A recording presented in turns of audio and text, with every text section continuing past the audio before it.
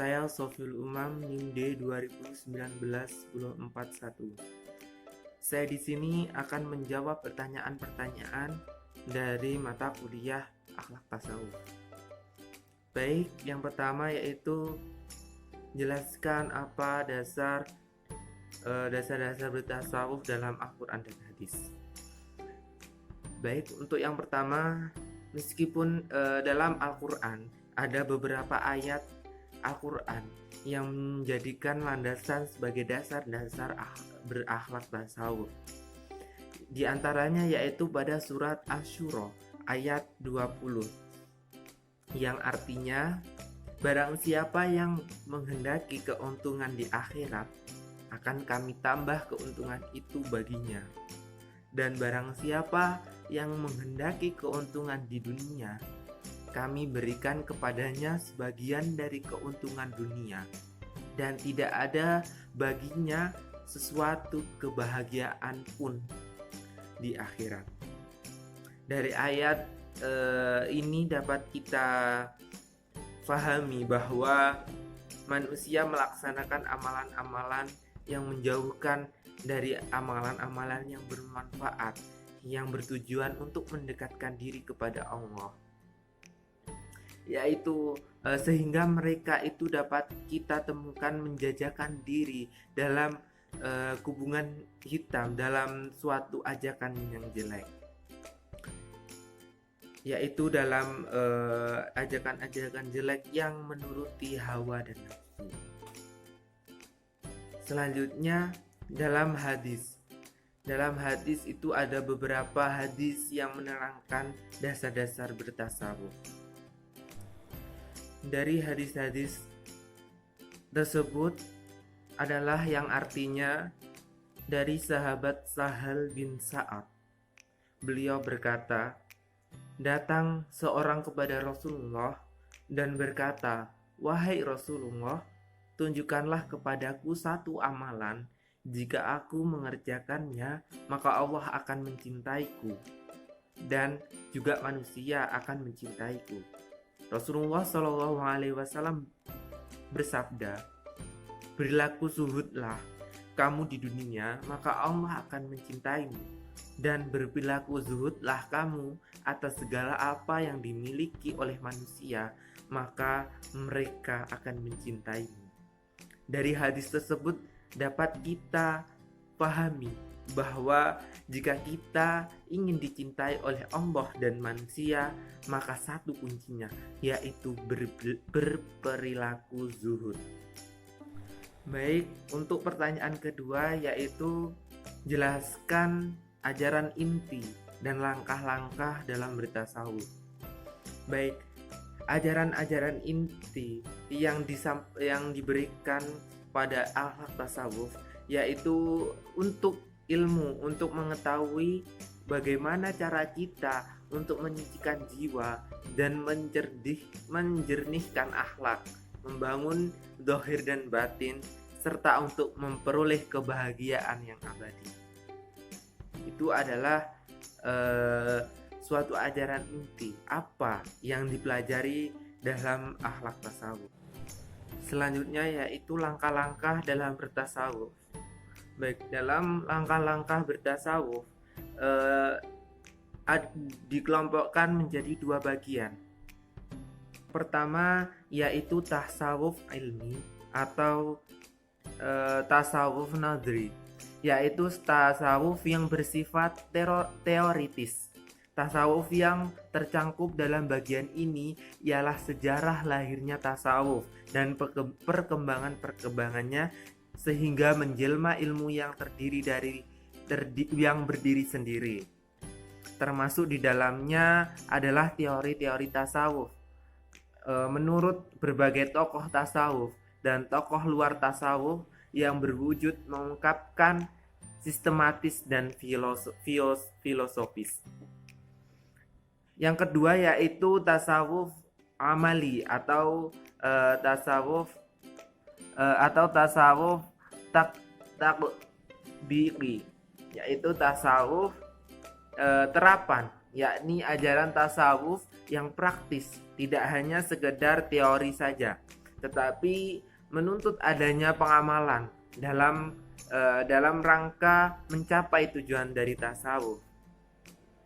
Baik, untuk langkah terakhir dalam tasawuf yaitu adanya ajaran tasawuf yang membahas tentang kesimpulan, kesempurnaan dan kesucian jiwa yang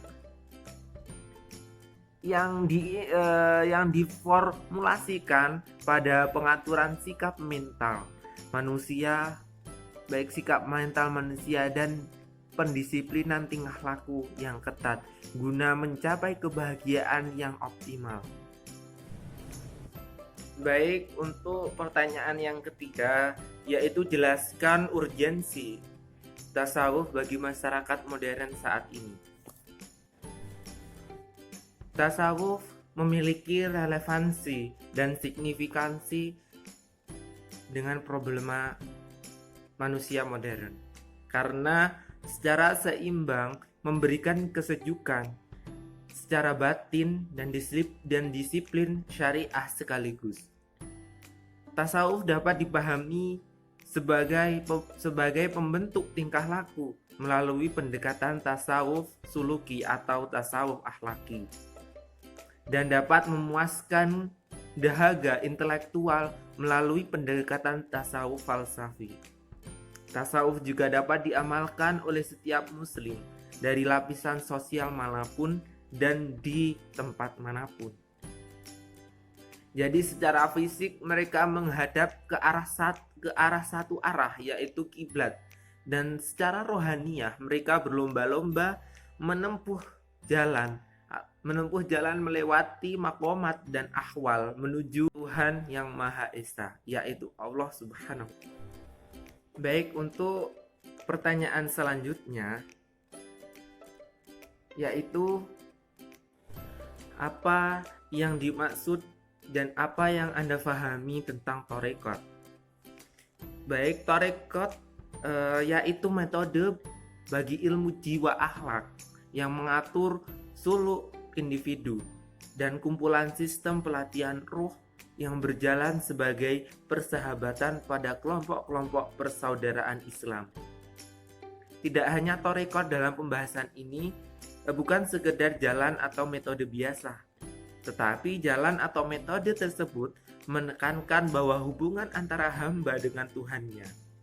Dari pengertian di atas dapat kita pahami bahwa tarekat adalah suatu jalan menuju Tuhan atau Allah Subhanahu wa Ta'ala yang dapat membawanya kepada kebahagiaan dunia dan akhirat.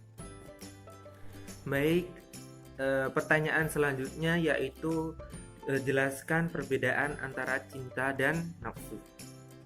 Baik, seringkali kita sulit untuk membedakan antara cinta dan nafsu karena antara cinta dan nafsu itu beda tipis.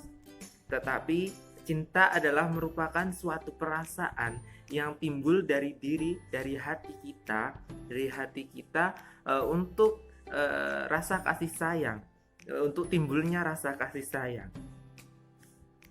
Tapi nafsu itu adalah suatu rasa yang timbul dari diri kita, hanya sebatas keinginan saja, tidak dilandasi karena rasa kasih sayang tersebut.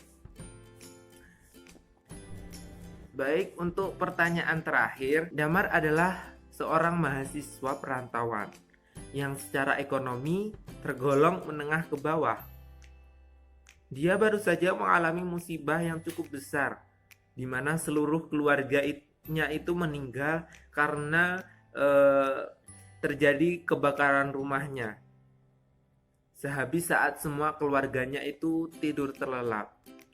Kini dia hidup sebatang kara di tengah sedangnya dia menuntut ilmu, sedang prosesnya dia menuntut ilmu. Tidak ada keluarga dan harta benda yang tersisa. Pertanyaannya, apa yang akan kalian lakukan jika Damar itu adalah kalian? Jika Damar adalah saya, maka hal yang saya lakukan adalah tidak putus asa. tidak berprasangka buruk terhadap Allah terlebih dahulu. Kita ambil sisi positifnya. Saya tidak punya keluarga, saya tidak punya harta, tetapi saya punya tenaga, saya punya skill. Skill ini bisa saya asah, bisa saya pergunakan untuk mencari uang, yaitu dengan bekerja. Cari lowongan pekerjaan untuk saya bekerja, untuk memenuhi kebutuhan hidup sehari-hari dan untuk membayar kuliah. Tidak ada keluarga, tetapi kita mempunyai teman, kita mempunyai sahabat yang kita anggap sebagai keluarga sendiri, sebagai teman curhat, sebagai teman ketika kita bersedih. Jadi ketika kita tidak ada keluarga, maka kita masih ada teman, kita masih ada sahabat. Ketika kita tidak punya harta, kita masih punya tenaga, kita masih mempunyai skill atau kemampuan, maka kita harus manfaatkan dengan cara bekerja dengan maksimal untuk memenuhi kebutuhan ekonomi kita. Cukup itu yang bisa saya sampaikan, yang bisa saya jawab. Akhirul kalam. Wassalamualaikum warahmatullahi wabarakatuh.